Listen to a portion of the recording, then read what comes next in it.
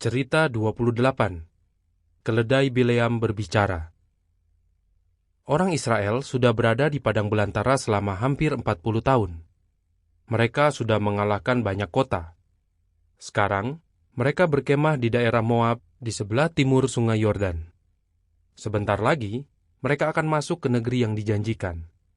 Balak raja Moab takut negerinya direbut.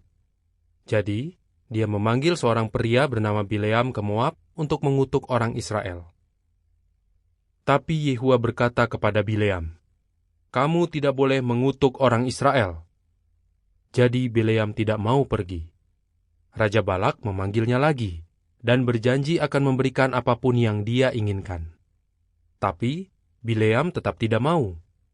Lalu Allah berkata, "Kamu boleh pergi, tapi kamu hanya boleh katakan apa yang aku beritahukan."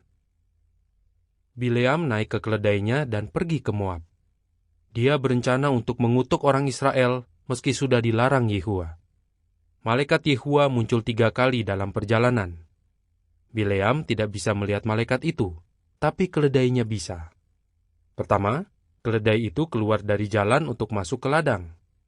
Lalu, keledai itu menempel ke tembok sehingga kaki Bileam terjepit. Akhirnya, keledai itu tiarap di jalan. Bileam memukuli keledainya dengan tongkat. Setelah keledai itu dipukul untuk ketiga kalinya, Yehua membuat keledai itu berbicara. Keledai itu bertanya kepada Bileam, "Kenapa Tuhan memukul saya terus?" Bileam berkata, "Kamu membuat saya terlihat bodoh. Kalau saya punya pedang, kamu pasti sudah saya bunuh." Keledai itu berkata, "Tuhan sudah menunggangi saya bertahun-tahun. Apa saya pernah berbuat seperti ini pada Tuhan?"